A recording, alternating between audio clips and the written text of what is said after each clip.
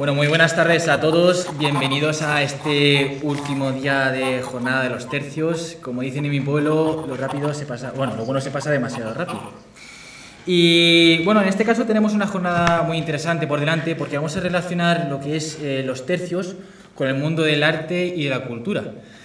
Yo creo que tenemos unos ponentes excelentes en el día de hoy también y que sobre todo van a transmitir algo que es muy importante, es la manera en cómo los tercios se han desentrañado y cómo se representan en la actualidad, ya sea puede ser en fotografía, novela, literatura, pintura, y también nos vamos a acercar a la literatura del siglo de oro.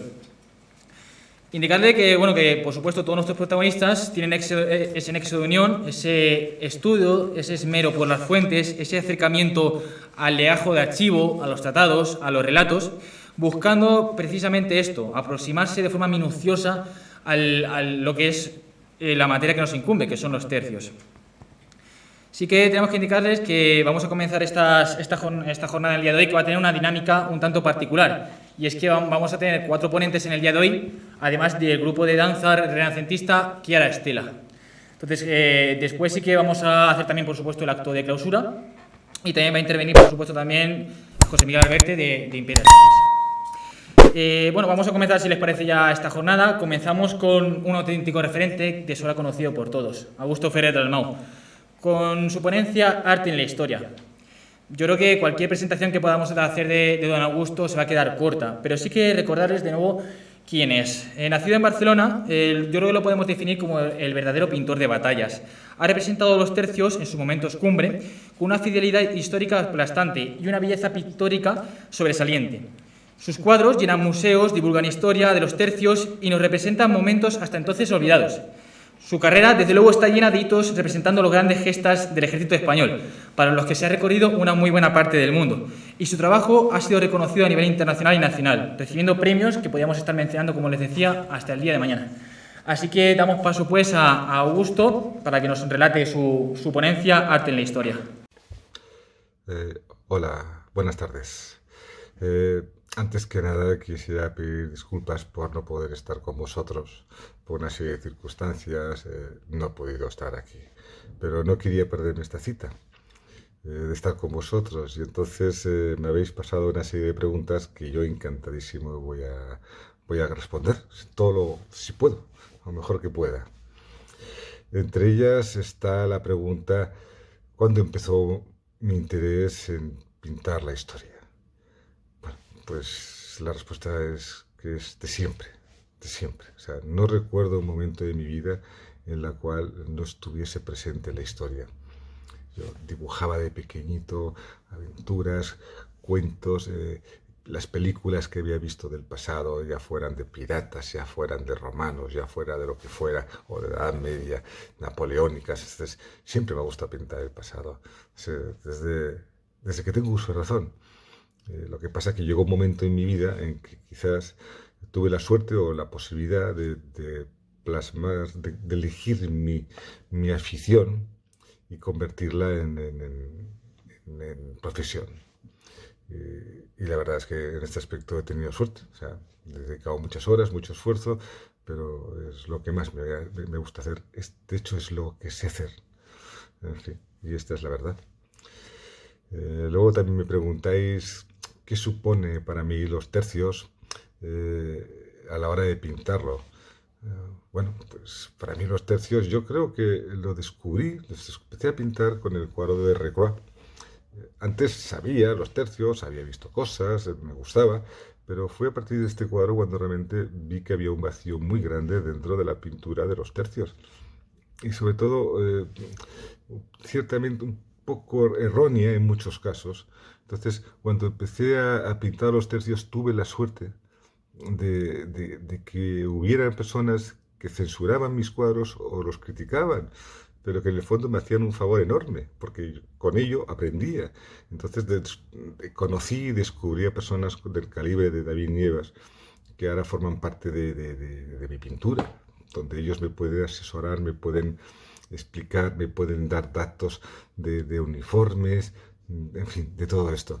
Entonces, te podría decir que la pintura de los tercios para mí, pues es de lo que más me gusta pintar. Me preguntáis qué cuadro me gusta más de los que he pintado de los tercios. A ver, todos me gustan. Hay algunos que me gustan más, otros me gustan, quizás los mejoraría hoy por hoy, pero yo creo que de todos los cuadros que he pintado, para mí el que más me sigue presionando quizás es el Milagro de Empe. Es un cuadro de aquellos que pinté de un tirón, no me atasqué, me resultó fácil. Tengo un buen recuerdo, igual que aquel cuadro de Recroix, que para mí fue una aventura, fue un descubrir los tercios y que tengo muchísimos buenos recuerdos de ese cuadro, porque yo creo que mi carrera fue un antes y un después.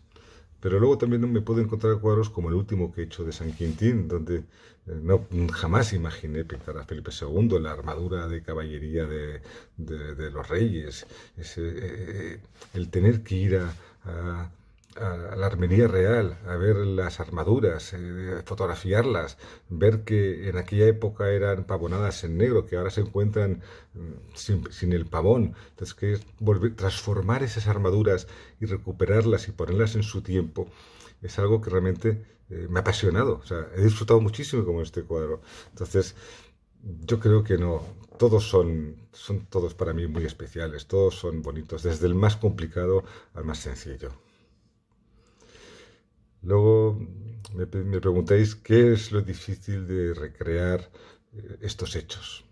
Bueno, sin duda alguna, la documentación es la parte más complicada de estos cuadros. La de todo lo que es la estética, los uniformes. No te puedes equivocar, no puedes poner un arcabuz que no corresponda con ese momento. Es que hay miles de variantes, cada X años se modificaba todo. O sea, cuando empiezas a meterte en el mundo de los tercios, es una evolución constante en los años y en las épocas. Entonces, es muy complicado. O sea, no es como otras épocas del siglo XVIII, que más o menos hay más documentación, pero en la época de los tercios estamos jugando con grabados de la época, con dibujos, algunos muy vastos, donde apenas puedes apreciar. Entonces necesitas a gente experta que se lo sepa interpretar para que tú lo puedas plasmar. O sea, pintar los tercios no es fácil. O sea, puedes recurrir, si quieres, a unos años muy concretos que hay mucha pintura sobre ello, pero hay otras épocas que hay apenas nada. Me preguntáis qué esperamos de mi pintura o qué esperáis de mi pintura respecto a los tercios. Si voy a seguir pintando esto, pues indudablemente que sí. Los tercios hay mucho que pintar, hay mucho que hacer, hay muchos personajes que hay que representar. Es decir, forma una parte muy importante de nuestra historia. Y yo creo que sin los tercios no se entendería la historia de España, ni saber dónde estamos, ni por qué hemos llegado a donde estamos. Es una etapa muy importante de la historia, es una unidad militar o un conglomerado de ejércitos que han hecho que fueron los amos del mundo. O sea, que España era un poderío y eran los tercios, esa forma de combatir, esos ejércitos multinacionales que habían. Hoy por hoy no entenderíamos los tercios, la historia de España sin los tercios. Por eso cuando me preguntáis si yo voy a seguir pintando, yo por supuesto que sí. Bueno, pues de nuevo es un gusto que don Augusto haya trabajado para el desarrollo del vídeo, aunque no pueda estar con nosotros, sí que ha tenido el gusto de mandarlo y la verdad que para nosotros es un orgullo. Y también es un orgullo que esté con nosotros Jordi Bru, que podríamos también hacer una gran recopilación de todo lo que ha hecho, pero vamos a intentar ser sintéticos en este sentido. Jordi Bru nos presenta hoy su ponencia del campo de batalla al píxel. Recordarles que nace en Pamplona en 1967, que es fotógrafo profesional dedicado a la recreación de ejércitos y batallas históricas, desde los tercios españoles que hoy nos incumben hasta la propia Segunda Guerra Mundial, pasando por las guerras napoleónicas, guerras carlistas o la Guerra Civil Española. Viajó a Bosnia en 1993 y luego trabajó una década en el diario El Mundo, en las delegaciones del País Vasco y Cataluña. Después regresó a su Pamplona natal, donde trabaja para diferentes revistas de arquitectura y para editoriales del País Vasco y Francia. Recordarles también que Jordi ha estado presente en las grandes recreaciones históricas de los tercios que se han desarrollado a nivel nacional e internacional. Por ejemplo, Jaca, Lerma, Padules, Slavongrol, y podríamos también mencionarlas largo y tendido. Sus composiciones han recorrido medio mundo, pues han conseguido reflejar a los tercios con una solvencia original y un rigor histórico más que sobresaliente. Recordamos también su última obra, Los tercios, para la editorial Despertaferro, que ha sido todo un auténtico éxito. Así que le damos paso a Jordi con su ponencia del campo de batalla al píxel. Buenas tardes. ¿Se me oye bien? Sí. Bueno, pues después de esta magnífica presentación, poco tengo que añadir en cuanto a mis orígenes y mi formación, ¿no? Bueno, solo deciros que, pues, como bien os ha dicho, mi formación es de fotografía de prensa, soy reportero gráfico, y con mi trabajo, con este último trabajo que llevo haciendo desde el 2013, pues lo que he intentado es aunar mi pasión por la historia con mi otra pasión, que es la fotografía, ¿no? Bueno, siempre me pasa con mi obra, con mis fotos, que muchas veces, incluso me ha pasado aquí hace un momentito, la gente ve las imágenes y no sabe exactamente qué es lo que está viendo, ¿no? Esto es fotografía, es ilustración, es pintura. Bueno, todo el mundo sabe lo que es una pintura, todo el mundo sabe lo que es una acuarela, pero no todo el mundo sabe qué es una fotocomposición o cómo se hace, ¿no? Bueno, yo me baso en tres premisas a la hora de hacer mi trabajo, ¿no? Una es tener una buena idea que plasmar, ¿no? Saber una batalla, qué momento de la batalla preciso o qué es lo que quiere reflejar en una pantalla en blanco de ordenador, ¿eh? Los pintores, Augusto se enfrenta, hablo muchísimo con él de este tema, se enfrenta a un lienzo en blanco y yo me enfrento a una pantalla en blanco. Esto hay que rellenar, hay que hacer una composición y necesitas figuras, necesitas personajes, soldados, caballos, muertos, barcos, y ahí viene la segunda parte de mi trabajo, que es localizar todo lo que tengo que fotografiar. El 100% de lo que sale en mi obra, yo me lo he impuesto a mí mismo, ¿no? Como una condición para realizar mi trabajo, es que lo tengo que fotografiar. No puedo coger absolutamente nada de internet, no me valen fotos de archivo de otros, o sea, me tengo que ir a donde esté el barco en concreto, el caballo en concreto, o los soldados en concreto, o la batalla donde se esté realizando. Para eso, primero me tengo que ir a recreaciones históricas que se realizan, pues, sobre todo en España y por gran parte de Europa. En este tema que nos trae a nosotros, que es el tema de los tercios españoles, pues casi todas las recreaciones se hacen en Grol, ¿no? En Holanda. Se hace una de las recreaciones más importantes del mundo. Nos juntamos unos 1.700 recreadores.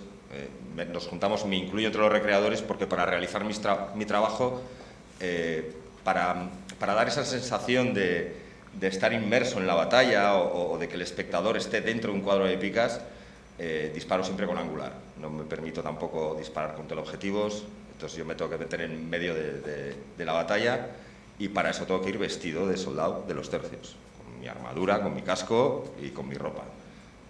Exactamente igual que un recreador, para no llamar la atención y para no fastidiar al resto de fotógrafos que están haciendo fotos en tal evento, ¿no? Y ¿qué más? Bueno, otra de las cosas importantísimas es la documentación.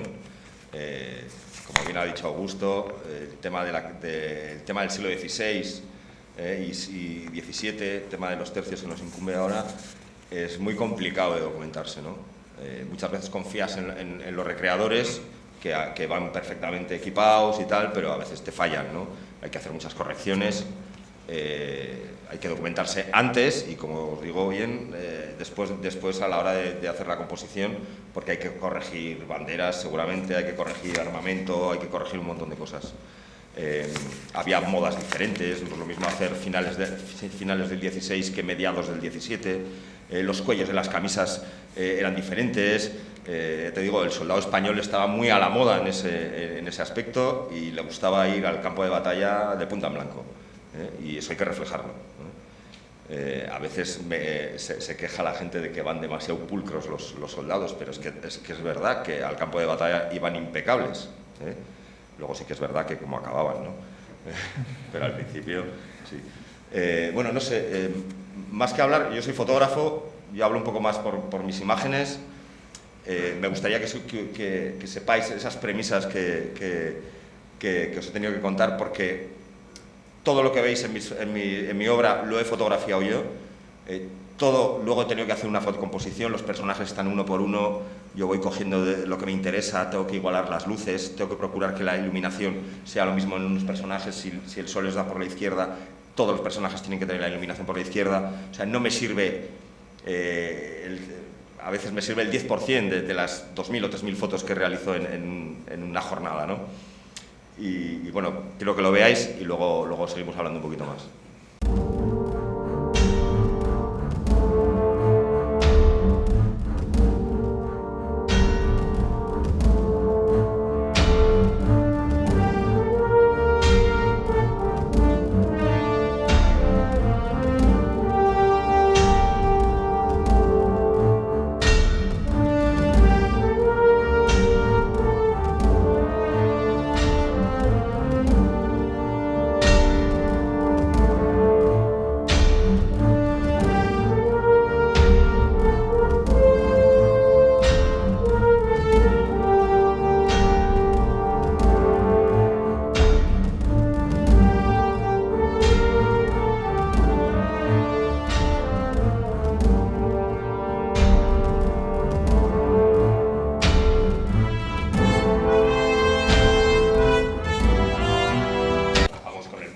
Dando la bendición a las tropas, el mejor momento de la batalla.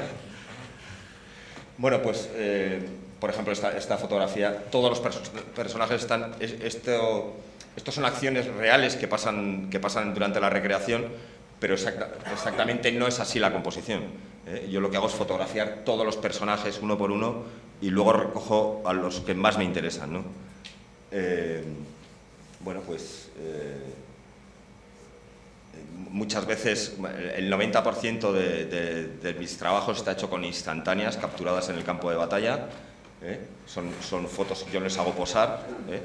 Solo me muevo en el campo de batalla captando momentos que me interesan, pero evidentemente alguna de las batallas sí que hay una encamisada, por ejemplo, que eso sí que cojo a los recreadores y les hago posar uno a uno en un río, meterse en el agua. Está la gente encantada, por supuesto, de meterse en el agua en pleno invierno. Y poco más, no sé. Os puedo enseñar otro vídeo también de cómo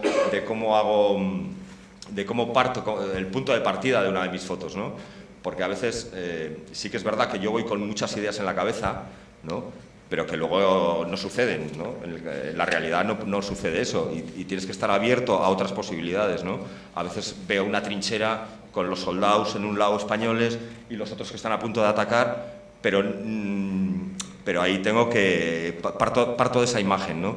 Igual todo lo del centro está muy vacío y me pego el día buscando personajes para poder rellenar ese hueco, ¿no? que queda en la imagen, ¿no? Y bueno, eso es parte de mi trabajo. Es agotador, voy corriendo todo el rato de aquí para allá, captando fotos y pensando, sobre todo pensando qué es lo qué imágenes me van bien, ¿no? Y luego una cosa muy importante es tener la idea, ¿no? Augusto se caracteriza porque tiene unas ideas buenísimas a la hora de plasmar una imagen histórica del ejército, una historia militar. Ese es el kit de la cuestión. O sea, tener una buena idea y luego lo demás es trabajo, trabajo y trabajo. Bueno, os voy a enseñar.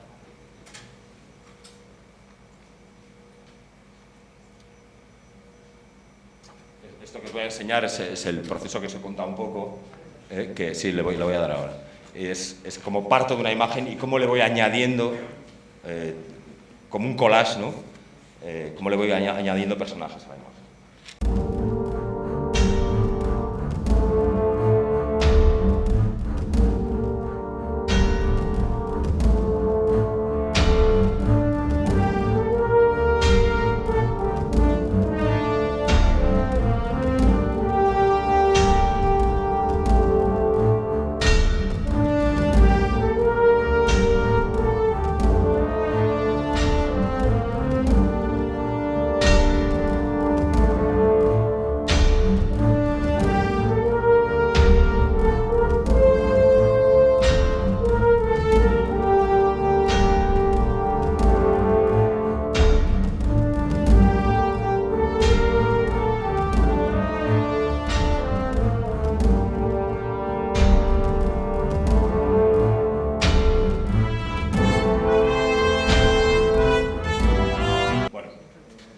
Pues esto es mi trabajo.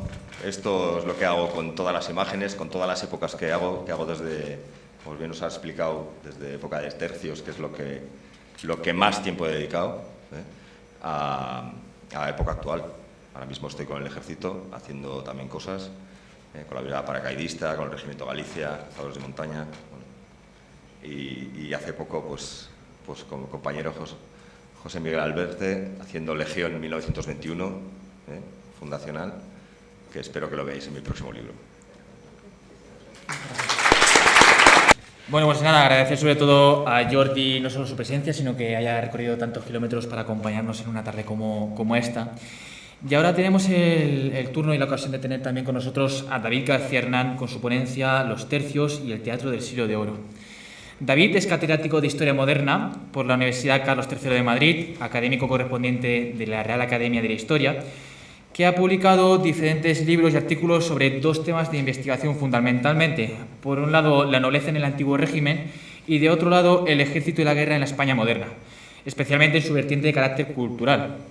Sobre este último tema, ha publicado en los últimos años dos obras fundamentales, que son La cultura de la guerra y el teatro del siglo de oro, publicado en 2006 por la editorial Silex, y también La guerra y la paz, una historia cultural, publicada por Cátedra en 2019.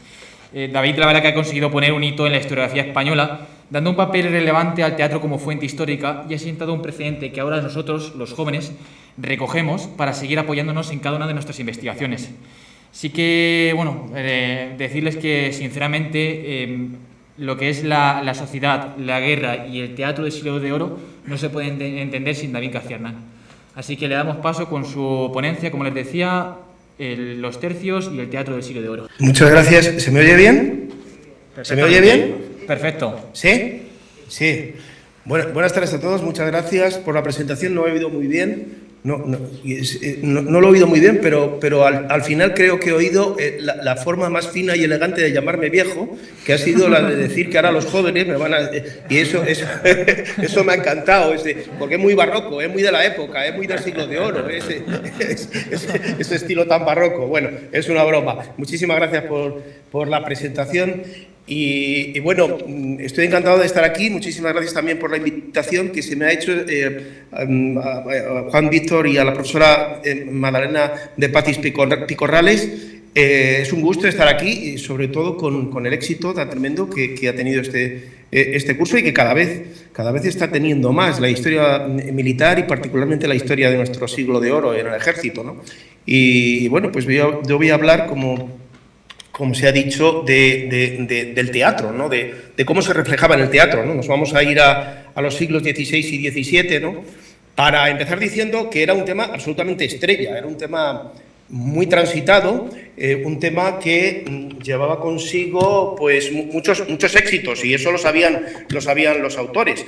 Un tema estrella, no sé si tanto como hoy, ¿no? Por la asistencia a este curso, pero desde luego arrastraba multitudes en los corrales de comedias y en las distintas obras que se publicaron, ¿no? Muchos autores se dedicaron al tema. Luis Vélez de Guevara, por ejemplo, compuso nada menos que 27 obras relativas a relaciones de batallas y escaramuzas. El propio Lope de Vega, el Fénix de los Ingenios, escribió solo para el tema de Flandes 35 obras, ni más ni menos. Calderón también se dedicó al tema y algunas obras que se cree que él escribió sobre este tema, pero que hoy no están, no las tenemos presentes porque no se sabe dónde están. Luego también en la comedia burlesca, es decir, el teatro, aparte de otros géneros, porque estos temas, la guerra, el ejército, los tercios, ¿no? Estaban muy presentes en la literatura, no solo en el teatro, en la poesía épica, la poesía lírica, en la narrativa, ¿no? Pero el teatro, claro, el teatro tiene su efectismo, ¿no? El teatro, digamos que es especial, ¿no? Porque en el teatro había un público entregado, ¿no? a este tema, ¿no? Es decir, hay que pensar, por ejemplo, que una obra malísima, como fue la obra de teatro de Antonio Magí de Viñole, que se decía él amigo de don Juan de Austria, pero probablemente conocía a algún primo hermano de alguna cuñada o algo así, ¿no? Porque esto en el siglo de oro era así, hoy también, claro. Se representó la obra suya, La batalla de Lepanto, un auténtico bodrio, nada menos que durante 14 noches seguidas en el Teatro Novedades de Madrid. Y excuso decirles la dificultad que tiene representar en el teatro una batalla naval. Bueno, pues el público iba entregado a esa batalla que, por supuesto, no ha pasado ni muchísimo menos a los anales de la historia de la literatura, de la mejor literatura, ¿no? Entonces, tenemos un público entregado a estos temas. Y claro, los autores lo sabían, ¿no?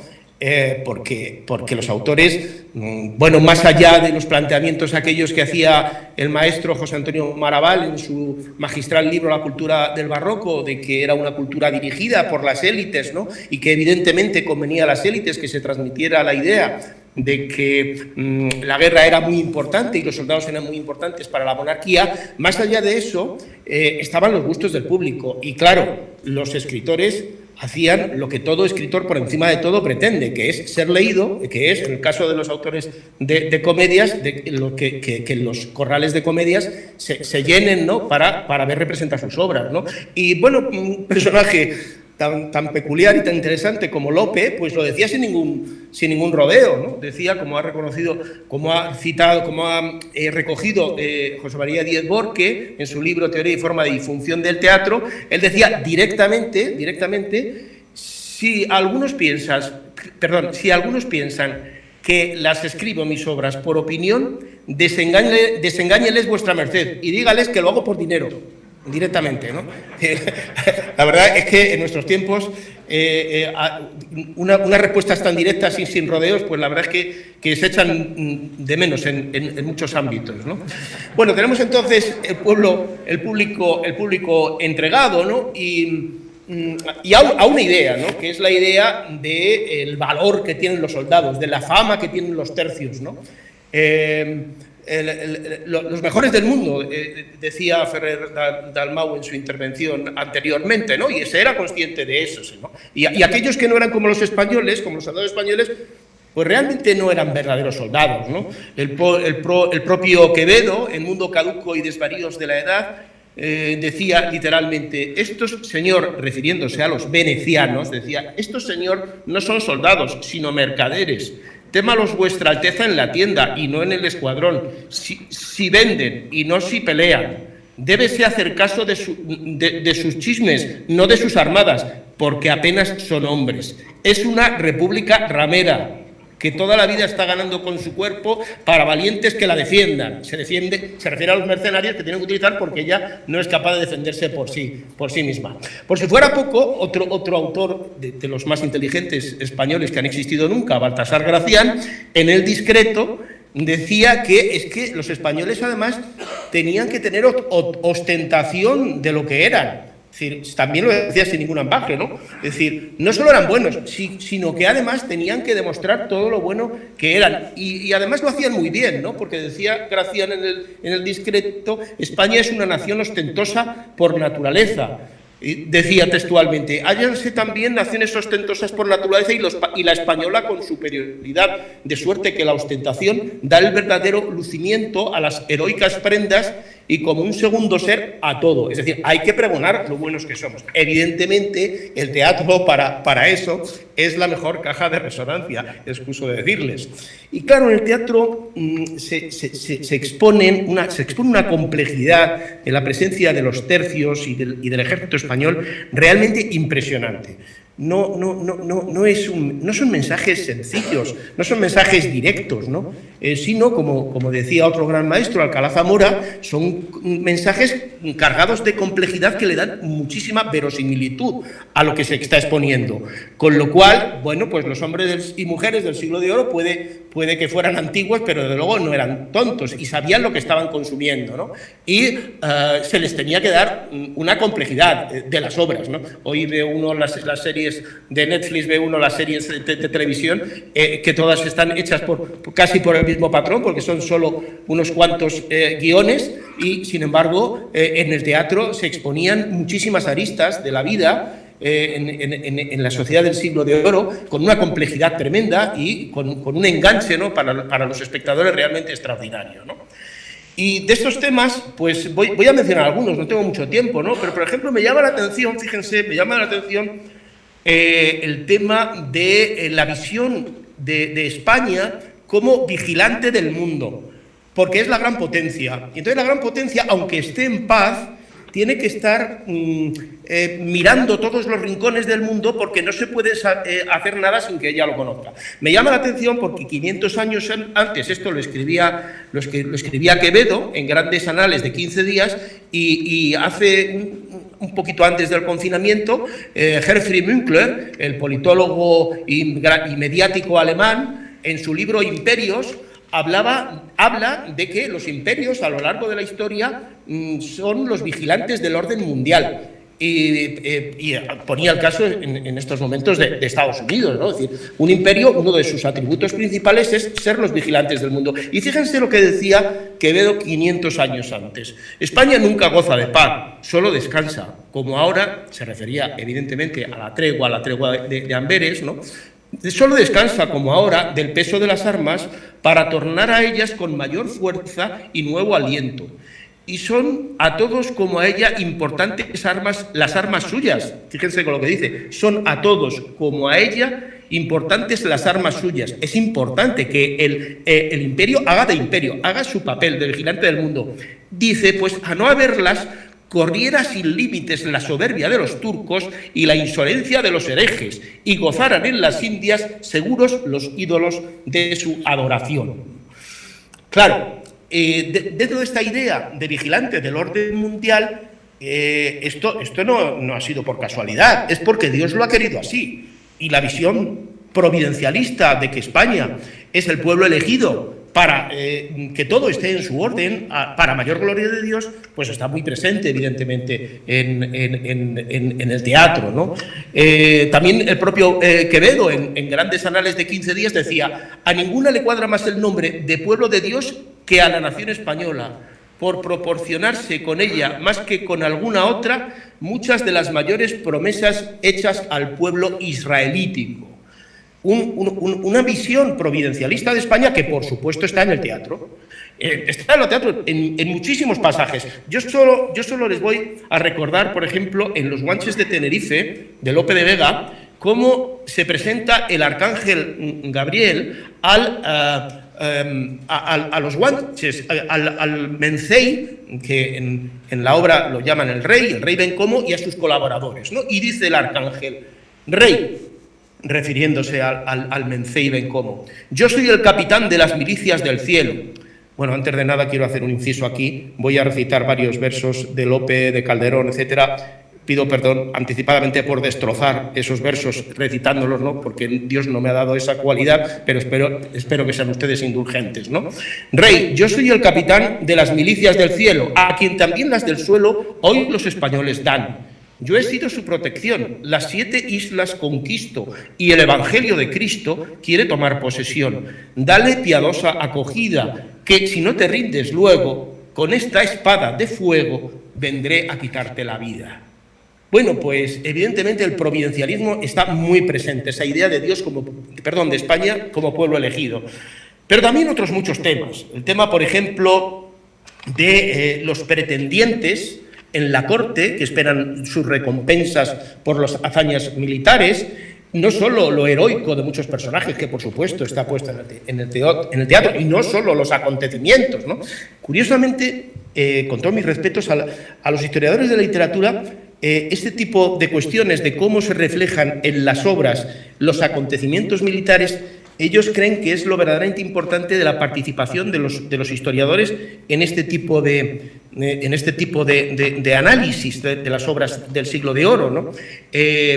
Yo, sabiendo que estoy en campo ajeno, porque esto es literatura, siempre les digo que nos interesan muchos más otros temas que los puros acontecimientos. Es decir, ellos piensan, bueno, aquí si está el historiador, pues nos va a decir si esto es verdad o esto no es verdad. No, nosotros buscamos lo que es la verdad intrínseca que hay en, digamos, el panorama que se ofrece después de lo que decía Vargas Llosa, que era la verdad de las mentiras. Es decir, la literatura no tiene por qué responder a la verdad, al contrario que la historia, pero sin embargo hay una verdad intrínseca que, contrastándolo con diversos filtros, se puede extraer de la historia, ¿no? Entonces, por ejemplo, el tema de los pretendientes, ¿no? Lope de Vega, en La Victoria de la Honra, dice, por ejemplo: y como os digo, señor, en Flandes serví estos años con tan justos desengaños de mi heredado valor, mas viendo que el pretender es en la corte morir, sin manos para subir, pues no los son merecer, porque en Flandes con la espada se sube un muro y en corte, como es de papel sin corte, no sube ni puede nada. Di al olvido memoriales y en Indias 3000 desdichas, pasé por agua mis dichas a las tierras desiguales. Ahí están los memoriales de los pretendientes, esperar recompensas. Y luego también, fíjense, un pueblo entregado, pero un pueblo que sabía, como he dicho antes, lo que estaba consumiendo, porque era un pueblo, unos espectadores y unos lectores cultos de estos temas, sabían de estos temas, porque si no, de otra manera no se puede explicar que en obras de teatro aparezcan términos técnicos militares muy específicos militares, y sin embargo aparecen, ¿no? Por ejemplo, cortar fajina, por ejemplo, las escarcelas, por ejemplo, andar por pecorea, por ejemplo, la caña, por ejemplo, la reformación, por ejemplo, un escuadrón volante. Desgraciadamente no me puedo detener a explicar cada uno de estos términos, pero bueno, yo sé que muchos de ustedes los conocen porque son grandes expertos o aficionados al tema, ¿no? Luego también es muy interesante, sobre todo en los tiempos que corren, recurrir a cómo hay un interés especial por remarcar la composición multinacional y particularmente de los distintos reinos de la península ibérica en los tercios.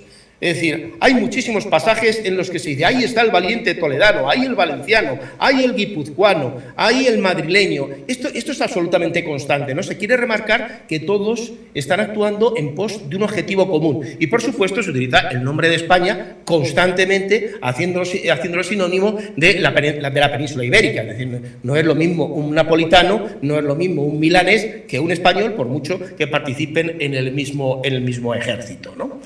Luego también se hablan en otros muchos temas de las recompensas que se dan. Esto es muy importante porque se mantenía viva esa idea de servicio al monarca y de la recompensa que tenía el servicio al rey. Esto ya a la altura que escribían estos autores, a mediados del siglo XVII, por ejemplo, Calderón, pues esto no era del todo cierto. Es decir, lo hemos visto con los pretendientes, ¿no? Lo hemos visto con muchos fraudes y mucho favoritismo, ¿no?, que había para conseguir recompensas, pero sin embargo la imagen cultural persiste esa idea de que trabajando uno por el bien de su Dios y de su rey en los tercios, pues puede llegar a las más altas cotas, ¿no? Por ejemplo, el personaje Vicente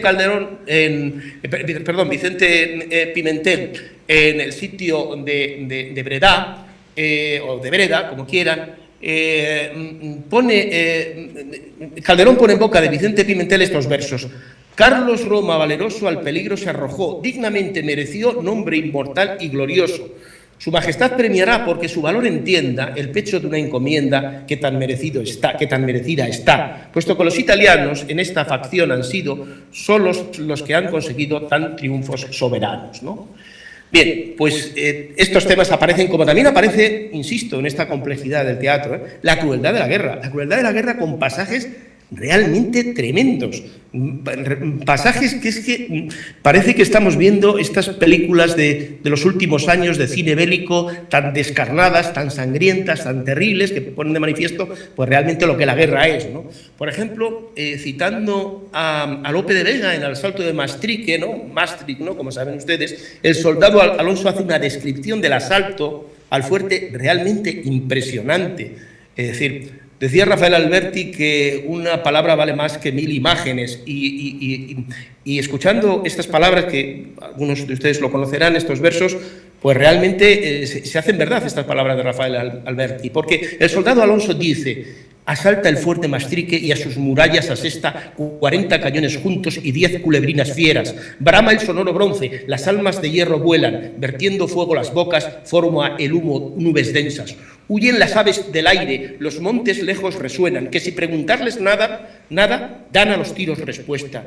Ni los que llevan se ven, ni lo saben los que quedan, que la prisa del batir todo lo confunde en niebla. Manda Alejandro dar voces, claro, se refiere a Alejandro Farnesio, al duque de Parma. Manda Alejandro dar voces, los del tercio viejo llegan, ya están dentro, ya se lanzan por las murallas abiertas, y que en otra parte digan, ya los de Don Lope cierran, ya están aquí, ya están dentro de Maastricht, ya sus riquezas saquean, para que con esta envidia los españoles hicieran lo que hicieron, que es romper por bombas, balas y piedras, oh animosos españoles, que entre brazos y cabezas, piernas y troncos, bañados de sangre, los muros trepan.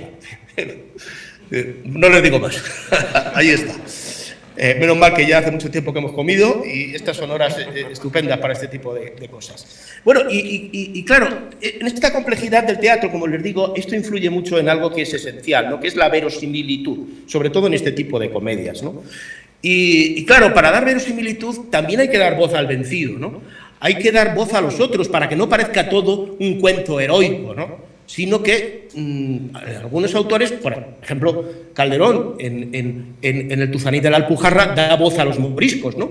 Y Lope de Vega, en los Guanches de Tenerife, que he mencionado antes, pues fíjense qué versos tan bellos pone en boca del Mencey de Encomo sobre la invasión que está sufriendo por parte de los españoles. Dice, con caracoles pequeños me adorno alguna mañana el cuello en trenzas de lana, que son adornos isleños. Sí, pues toda mi riqueza es de humildes caracoles, ¿a qué venís, españoles, a conquistar mi pobreza? Fíjense qué complejidad y qué belleza de versos, desde luego, ¿no? Y luego ya, por último, y ya no les canso más, la imagen absolutamente constante del valor del soldado español, y de la arrogancia extrema del soldado español, que se presenta en el teatro como justificada. El soldado español, el soldado de los tercios, es arrogante porque es que puede serlo, porque debe serlo, lo que decía Quevedo de la ostentación, ¿no? Decía Felipe Ruiz Martín que los españoles iban por los campos de Europa paseándose como lo que sabían ellos que eran, unos conquistadores y dominadores del mundo, ¿no? Fíjense, en esta misma comedia de los Guanches del Tenerife, el capitán Castillo, cuando se encuentra con la princesa Guanche, Dácil, la confunde con un ángel, el capitán, a la princesa, y la princesa decía que no entendía bien las palabras del soldado castellano. Claro, ¿cómo lo iba a entender? Estaba hablando en español, ¿no?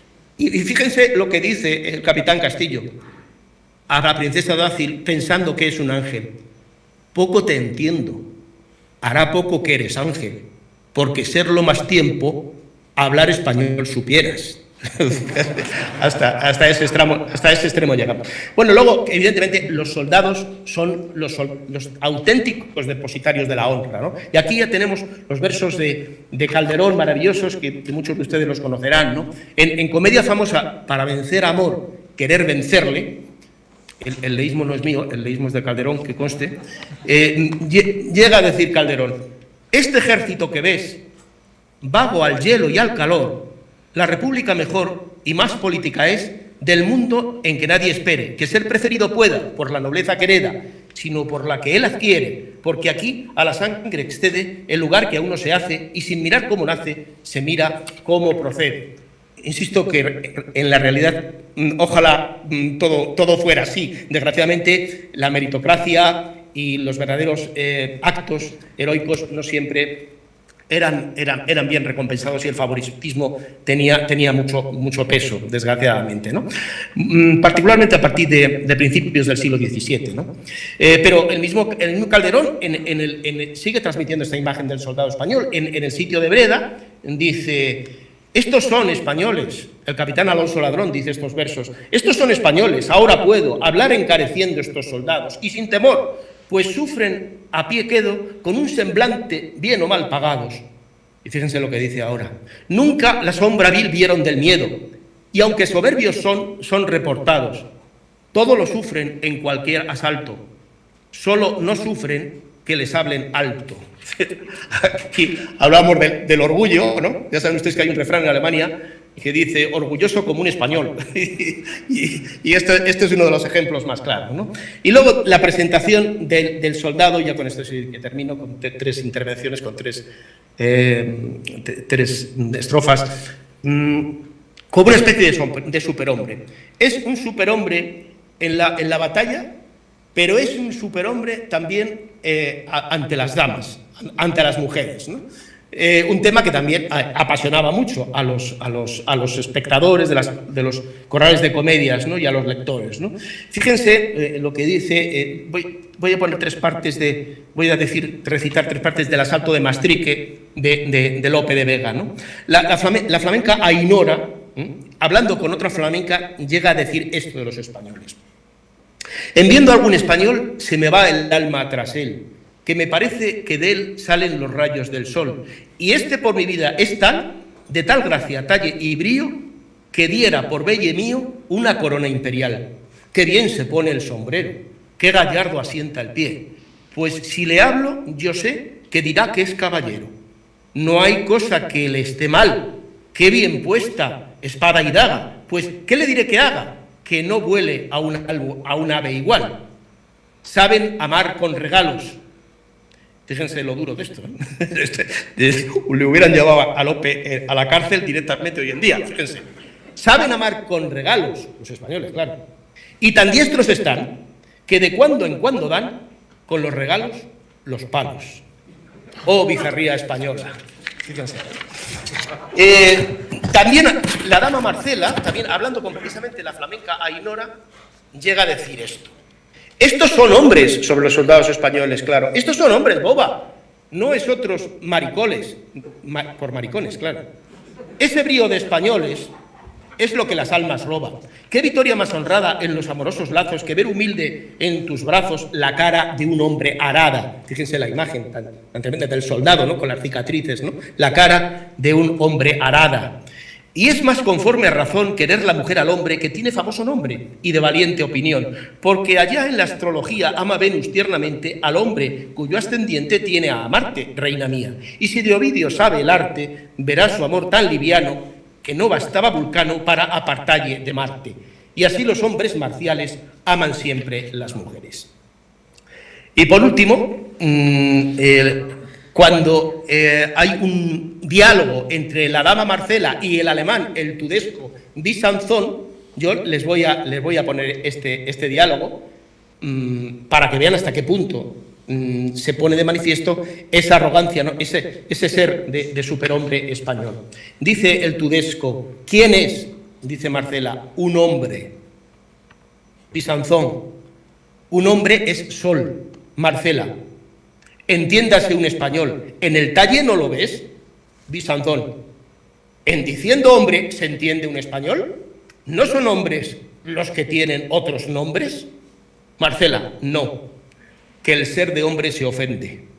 Besançon: pues ¿qué venimos a ser nacidos de otras naciones? ¿Qué nombre español nos pones diferente al de mujer? Marcela: llámese segunda parte de hombres, porque donde quiera, español es la primera. Muchísimas gracias por su atención.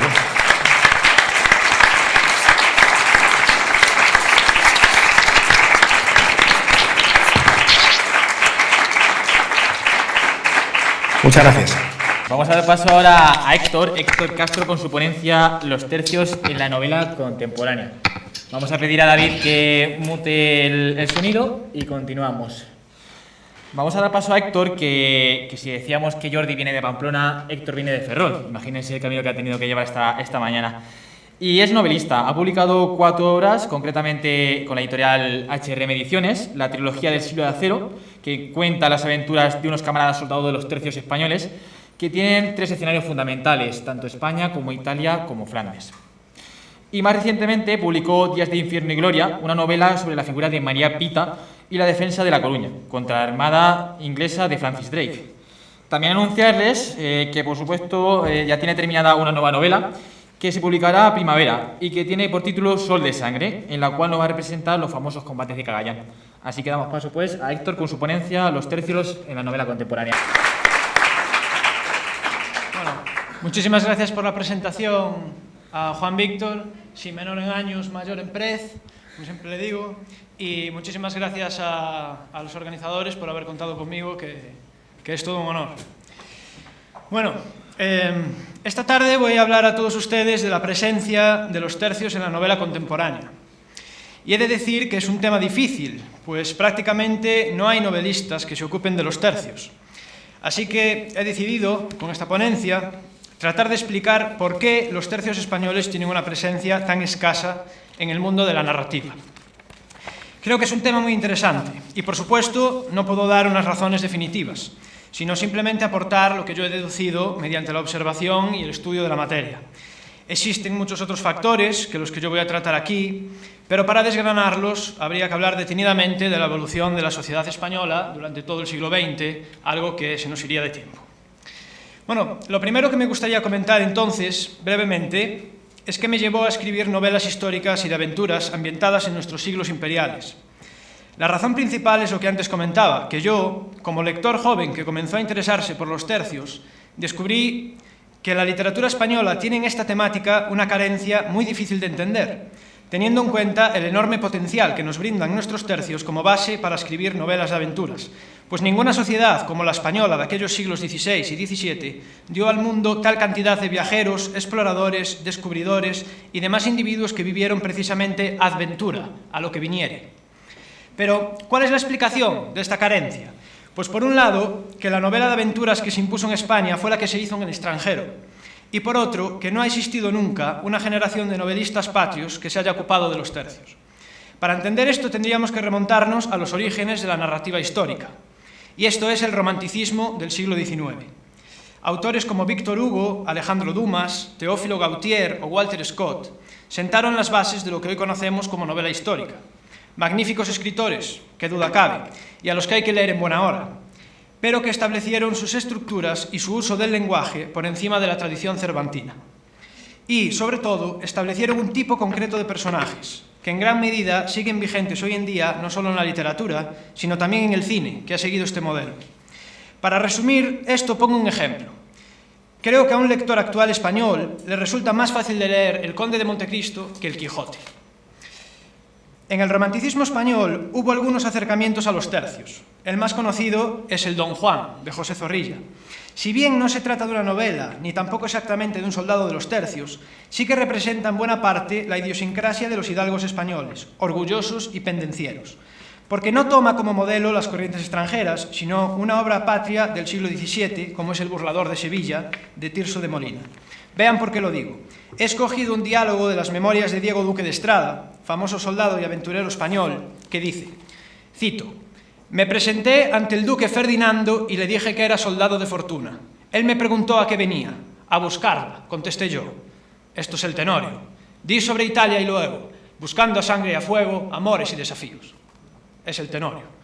Bueno, por otro lado, también en el siglo XIX tenemos a los folletinistas, hoy totalmente olvidados, Manuel Fernández y González y Ramón Ortega y Frías, quienes escribieron novelotas de capa y espada por entregas que rozaban la temática de los tercios, como El diablo en palacio o El manco de Lepanto, protagonizada por Miguel de Cervantes. Y para de contar, en el ámbito de la novela, el romanticismo francés y la narrativa social rusa terminaron devorando el mercado. Y los tercios y su mundo quedaron olvidados.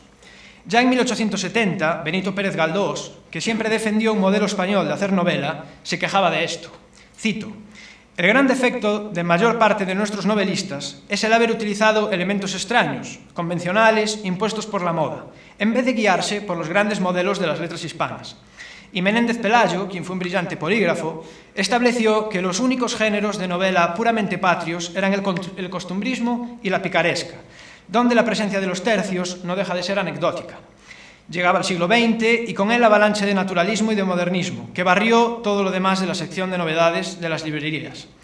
Y es una pena que escritores de la talla de Galdós, Baroja o Valle Inclán, por ejemplo, no hayan prestado ninguna atención a los tercios. ¿No creen ustedes? Bueno, más tarde, desde los años 30 a los 80 del siglo XX, la novela histórica patria simplemente no existe. Nuestros escritores no han querido o no han sabido tratar el asunto. Sea como fuere, ese hueco fue cubierto en su totalidad por los extranjeros. De ese modo, todos aquellos chicos que crecieron en los años 50, 60 y 70 y gustaron de novela histórica de aventuras, lo hicieron leyendo a los románticos extranjeros, sobre todo franceses. Por lo tanto, los mosqueteros de Dumas sustituyeron a nuestros tercios de Flandes. Los piratas exóticos de Salgari sustituyeron a nuestros corsarios y aventureros. Los exploradores de Julio Verne hicieron lo propio con nuestros viajeros y descubridores.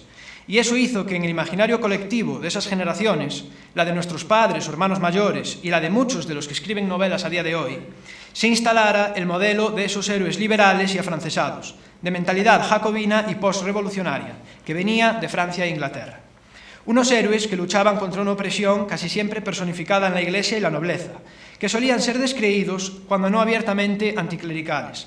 En definitiva, muy distintos a cómo se nos presentan en las crónicas que conservamos los españoles del siglo XVI. Esto puede explicar, en cierta medida, la gran ausencia de nuestros tercios en la novela contemporánea. Y en suma, existe otro motivo que yo creo más fundamental, algo inseparable a la idiosincrasia de los tercios y que choca con el modelo de héroe actual. Esto es la religión. Desde hace tiempo está de moda que los protagonistas de las novelas o las películas sean descreídos, que no vayan a misa, que pasen de la iglesia, un comportamiento fácil de digerir para el gran público. Un personaje católico no es comercial. Esto lo saben autores y editores. Pero separar el fervor religioso, el temor a la condenación eterna, el respeto hacia la Santa Madre Iglesia, separar esto, como digo, de los hombres de los tercios, es un anacronismo insalvable. En mi opinión, los dos escritores del siglo XX que mejor representaron en sus novelas el pensamiento del siglo de oro español fueron dos hispanoamericanos, argentinos para más señas, Manuel Mujica Laínez y Enrique Larreta. Precisamente porque sus obras El laberinto y La gloria de Don Ramiro, maravillosas ambas, mantienen el idealismo hispano, ese idealismo que en Cervantes era humor y melancolía, o que en Vicente Espinel era duda y sensibilidad moral, pero que siempre estaba enfocado a la salvación del alma, concepto que tanto preocupaba a los españoles de entonces. Tanto en El laberinto como La gloria de Don Ramiro, sus protagonistas terminan su vida ingresando en un convento, al igual que hicieron muchos soldados verdaderos que hoy conocemos gracias a las memorias que dejaron escritas, como es el caso de Alonso de Contreras, Diego Duque de Estrada o Tiburcio de Redín. Los ejemplos de soldados convertidos en frailes son varios y notorios. Les traigo una frase magnífica del citado Tiburcio de Redín, que dice: todos rezábamos, todos matábamos, todos llorábamos. En estos tres enunciados resume bastante bien al soldado de la época.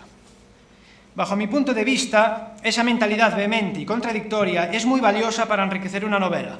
Es otro rasgo de ambientación magnífica que hace a los personajes coherentes con su época. Vulnerables, pues si bien no tienen miedo a las armas enemigas, sí son temerosos de Dios, lo que les aporta una humanidad mucho más interesante, a mi juicio, que el ya manido desprecio a la religión y a lo que ésta significa. Porque vivir a punta de espada, a través de un mundo violento, buscando la fortuna en la guerra, defendiendo la fe católica, con el corazón siempre ansioso de aventura y la vista puesta en el más allá, fue para muchos de estos soldados españoles el único modo de vivir. Pero claro, el sentido de honor calderoniano y esa mentalidad de ganar el cielo a cuchilladas no son vendibles en el mercado iconoclasta de hoy, aunque sean del todo punto históricos. El lector actual medio, debido tal vez a la continua deriva ideológica que atravesamos y que no da reposo, sentirá prejuicios ante un protagonista católico. Y también, aunque sea triste decirlo, mucha gente todavía considera la novela ambientada en nuestros siglos imperiales, como una literatura rancia y patriotera, politizada y nada más lejos de la realidad, pues la historia, nuestra historia objetiva, no tiene ideología y no debe tener enemigos. Pero por desgracia, no ha sido ni es así.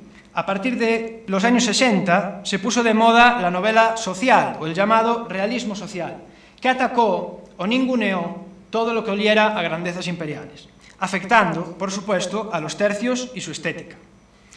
Por añadidura, llegó del otro lado del Atlántico lo que se conoció como el boom hispanoamericano, Gabriel García Márquez, Julio Cortázar o Carlos Fuentes, grandes escritores, pero que estaban cargados con una gran dosis de indigenismo y leyenda negra antiespañola, con lo cual los tercios y su mundo quedaron definitivamente sepultados. En fin, ayunos se quedaron quienes pretendían leer alguna novela sobre el sitio de Breda o, qué sé yo, el milagro de Empel. Y no sería ya hasta mediados de los años 90 cuando una obra ambientada, ahora sí, en los tercios españoles, alcanzó al gran público. Hablo, como no, del Capitán Alatriste, de Arturo Pérez Reverte.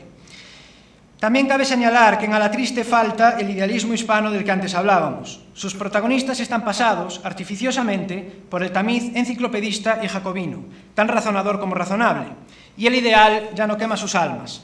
Ni pone alas ni señala metas decisivas. Se limita a acompañarles de vez en cuando como un rasgo de ambientación más, al estilo del realismo del siglo XIX y no del realismo del XVII.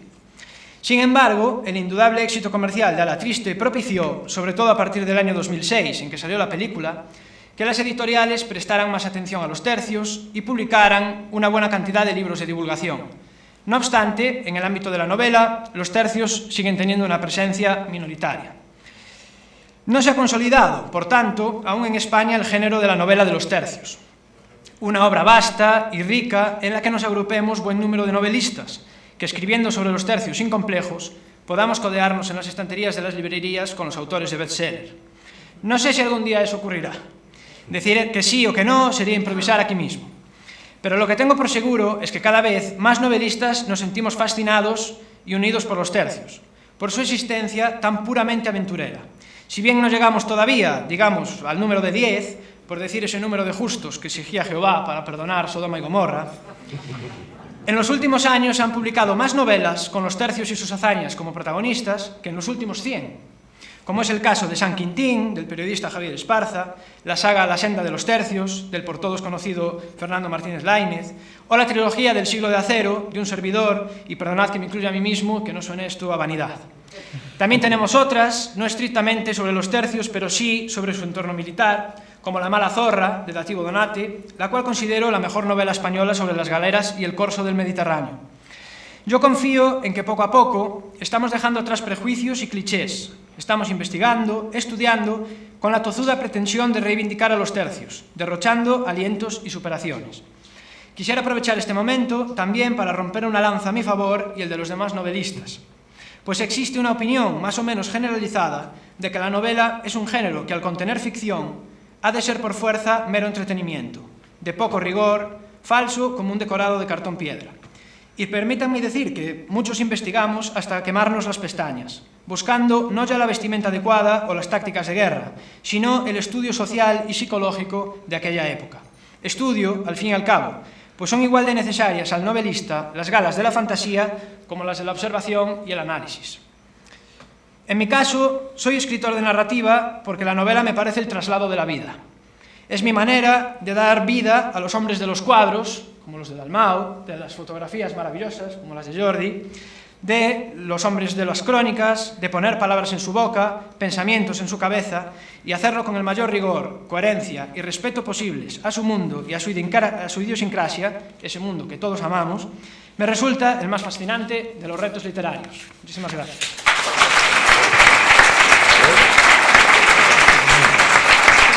Ya solamente dejarle también la palabra a José Miguel Alberte y después cerraremos con la clausura. Yo creo que este es un broche de oro totalmente para esta jornada que estamos celebrando, así que le damos paso a José Miguel, por favor.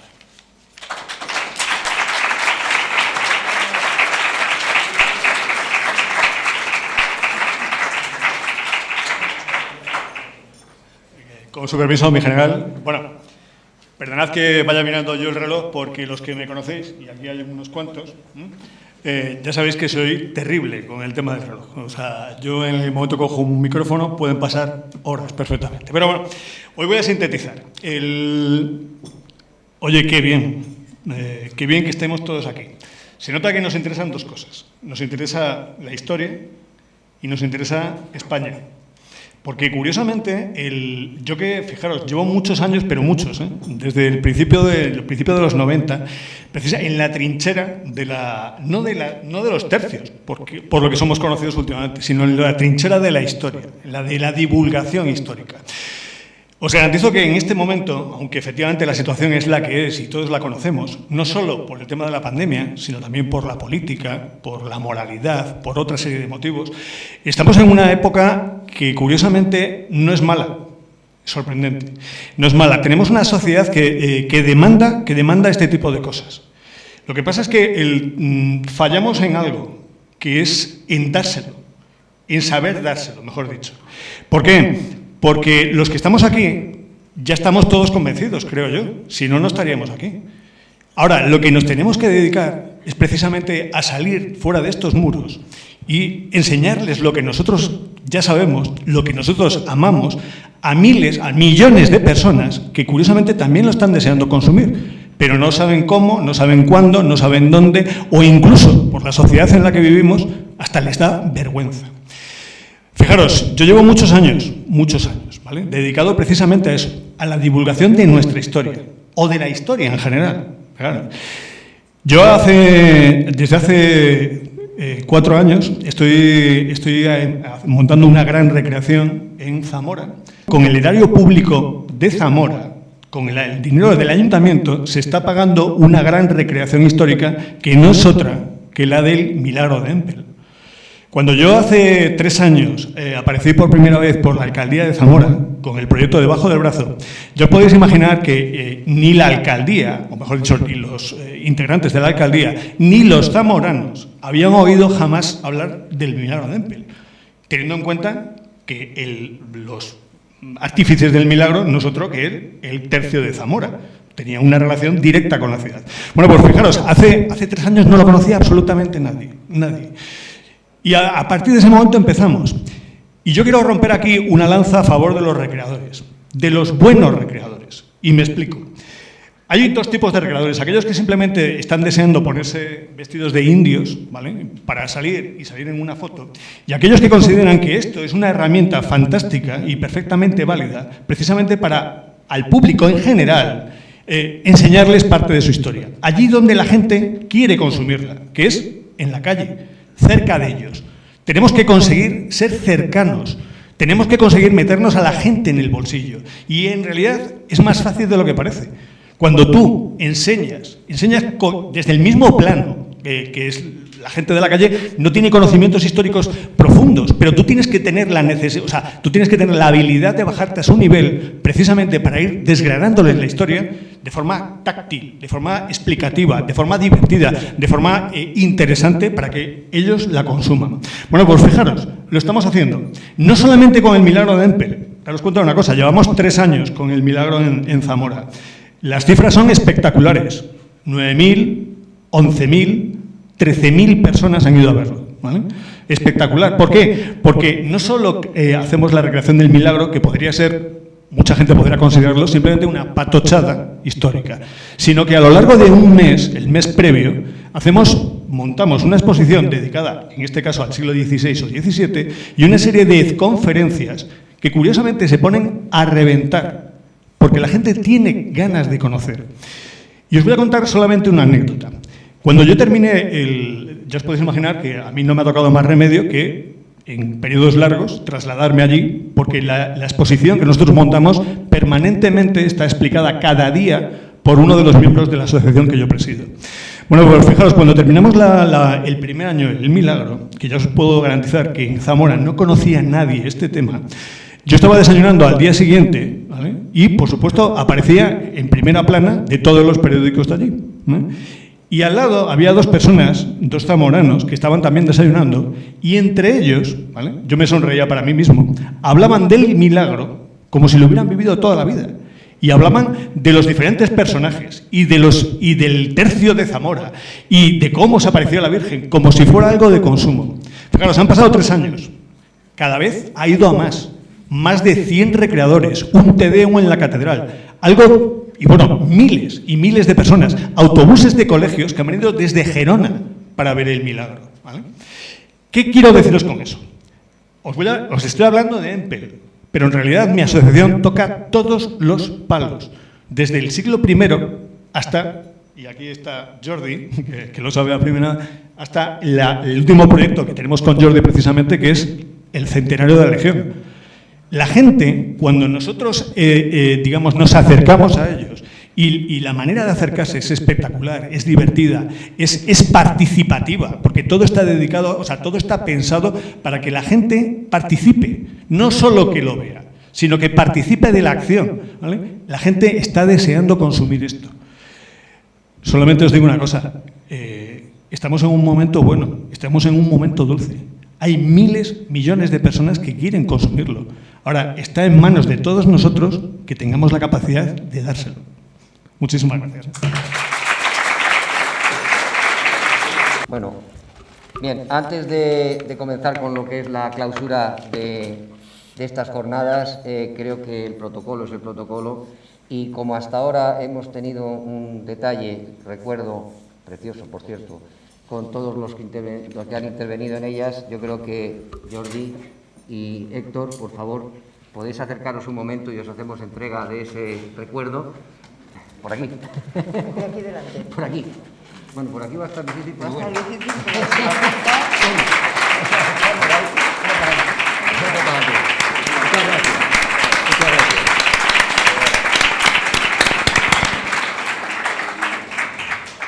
Bien, pues dicho esto, iniciamos. Magdalena, abre el fuego, pues venga. Abro fuego. Esta clausura no es un adiós, es un hasta luego. Volveremos a la carga de la mano de los tercios en próximas actividades, puedo asegurárselo con el permiso del Instituto de Historia y Cultura Militar. Algunos de ustedes han expresado la brevedad de cada tarde, que se quedaban con ganas de seguir escuchando más. Hemos seguido la expresión de uno de nuestros grandes literatos, hoy tocaba el Día de la Literatura, del siglo XVII, Baltasar Gracián, ha sido un lapsus, Baltasar Gracián, que decía: lo bueno, si es breve, 2 veces bueno. Es mejor que nos echen de menos a que lo hagan de más. Pero regresaremos, no les quepa duda. Quiero expresar mi más profundo reconocimiento y gratitud al equipo de la Asociación 31 de Enero Tercios, al Instituto de Historia y Cultura Militar, al general Bohigas y al general Juan Martín Cabrero, a Imperial Service por su puesta en escena y al grupo de danza Chiarastella por este espléndido colofón. A la librería Tercios Viejos, que estaban detrás de ese lado, que nos ha acompañado tan generosamente en estos días, y a los integrantes de la Asociación 31 de Enero Tercios por haberse encargado de las cuestiones más tediosas y menos lúcidas, pero muy importantes: controlar el aforo, hacer las listas de nuestros seguidores, etcétera, etcétera. Y obviando sus apellidos y cargos, mi más profunda gratitud a Roberto, Aurelio, Juan Carlos, Rafael, María José, Noelia, Lupe y Federico. Me disculpa si hay alguien que no he podido decir. Han estado todos los días ofreciendo su buen hacer y profesionalidad. Ellos saben quiénes son. A todos ustedes y a los que nos han seguido desde el otro lado, desde el lado online, por su fidelidad y su entusiasmo, y que nos han acompañado cada tarde siendo inasequibles al desaliento, al igual que los tercios. Muchas gracias. Sin duda alguna, estas jornadas han supuesto un auténtico referente para nosotros, para 31 de Enero Tercios. Y por supuesto, al igual que ha comentado Magdalena, esperemos que esta sea la primera de muchísimas jornadas que celebremos en el futuro. Desde luego, por nuestra parte, ponemos a la entera disposición de las autoridades competentes todo lo que conlleva 31 de Enero Tercios para que así se desarrollen. Agradecer de nuevo, por supuesto, al Instituto de Historia y Cultura Militar, primero que estemos aquí gracias a ellos, y en segundo lugar por todo el trato que hemos recibido, que ha sido fantástico y maravilloso. De verdad que estamos profundamente agradecidos todos los miembros de la asociación.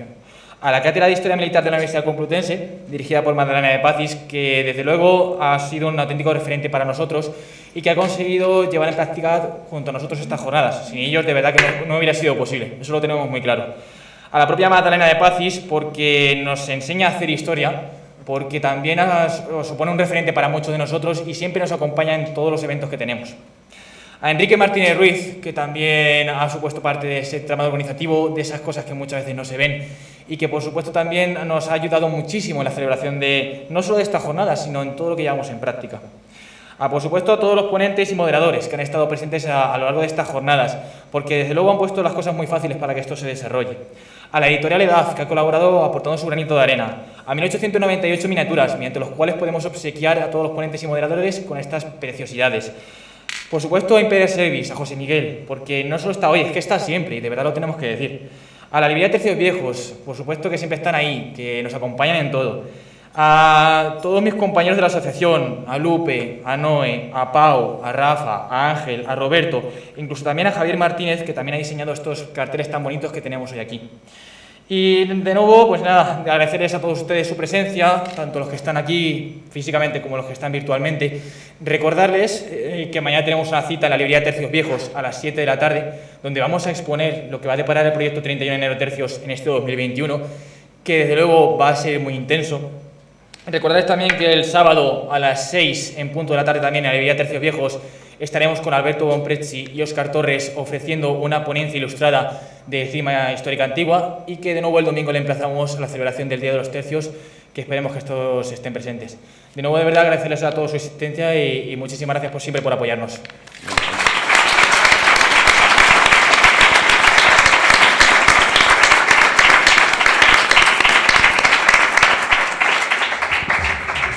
Bueno, pues al filo ya de la hora, ¿verdad? Me toca a mí, como anfitrión de esta casa, clausurar definitivamente estas jornadas. Yo creo que ha sido un auténtico éxito, porque no tanto la cantidad de cosas que nos han contado, que no nos han contado la historia, nos han contado la vida, nos han contado la organización, nos han contado la forma de combatir, de una unidad señera. Voy a quitar esto porque si no, vamos a hacer. De una unidad señera que no es que sea historia, es que sigue siendo algo presente. Y déjenme que les haga una serie de reflexiones. Nos han hablado de la creación de los tercios, de un ejército permanente, que es lo que tenemos ahora, de un ejército profesional, que es lo que tenemos ahora, de un ejército cuya principal misión está en la defensa de los intereses nacionales fuera del territorio nacional, que es lo que tenemos ahora, que basa su eficacia en una esmerada instrucción para tener una gran versatilidad, o sea, la oportunidad y la capacidad de operar en distintos tipos de operaciones, en distintos teatros y en distintos entornos operativos, que es lo que tenemos ahora. Nos han hablado también de efectivos, armamento, la oficialidad de los tercios.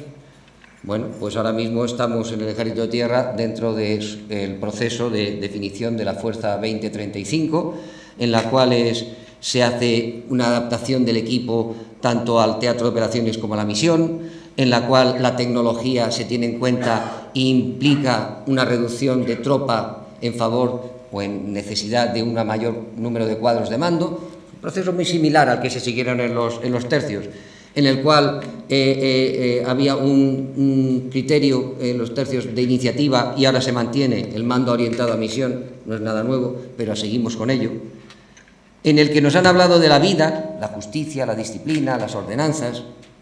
¿Qué tenemos ahora? Pues cada vez que salimos de operaciones estamos sujetos al derecho de la guerra, las reglas de enfrentamiento, la forma de emplear la fuerza, el tratamiento de prisioneros de guerra, el tratamiento de combatientes y no combatientes, en fin, una serie de normativa internacional que ya la tenían ellos. Se ha hablado de la vida en los buques y la vida en campaña. Bueno, la importancia de la cola logística no la vamos a discutir ahora mismo, es algo que nosotros seguimos teniendo y muy presente, el ratio de combatientes versus personal de apoyo para sostener esos combates. Es más, se habla del reachback y de toda serie de apoyos que se pueden prestar desde el territorio nacional a las fuerzas desplegadas en el exterior. Bueno, los criterios siguen vivos, sigue siendo lo mismo, claro, salvando el tiempo, por supuesto. Nos habla de la forma de combate, de la estrategia de estómago y del teatro sin retaguardia. Anda, pues ahora resulta que nosotros estamos aquí hablando del campo de batalla vacío, estamos hablando de las operaciones en zona gris, en fin, una serie de criterios actuales que no es más que una adaptación al tiempo y a los escenarios actuales de lo que ya se hablaba entonces. Y finalmente, pues estamos hablando del combate en buques y el combate en terrestre, como nos han explicado en un momento determinado y ha sido sumamente interesante. Bueno, pues eso es ni más ni menos que la versatilidad. Las Fuerzas Armadas de hoy y concretamente el Ejército de Tierra están para operar en todo tipo de escenarios, tanto fuera de territorio nacional como, si es necesario, en territorio nacional, y creo que ejemplos más que notables los hemos tenido en los últimos meses. ¿Qué hay que hacer? Pues no olvidar nuestra historia y sacar las lecciones aprendidas.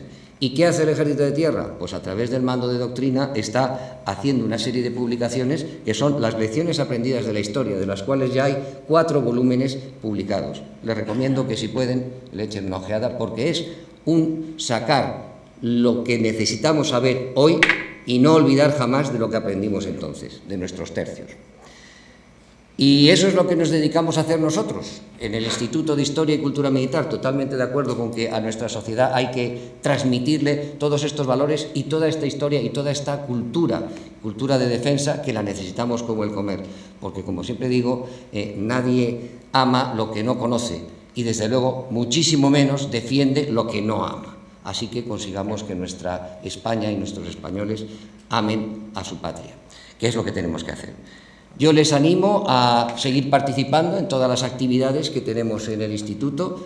Tienen un programa ahí al final en el tablón de anuncios, pero, en fin, como eso es un poco anticuado, pueden consultar perfectamente nuestra página web y ahí tendrán puntual información de todas nuestras actividades y nuestros cursos que están ya en marcha. Y además que gracias a la tecnología y a la retransmisión en directo, pues pensamos que seremos capaces de sacarlos adelante este año, no como nos pasó el año pasado, que hubo que suspender algunos. Muchísimas gracias a todos ustedes por su atención, por su interés, por seguirnos tanto aquí en este salón de actos del Instituto como a distancia desde sus hogares. Y saben que esta es la casa de todos. No hay nada que nos complazca más que vengan al Instituto, a nuestros archivos, a nuestra biblioteca y a nuestros museos, porque son para todos ustedes, para que lo conozcan y para que los aprovechen. Muchas gracias.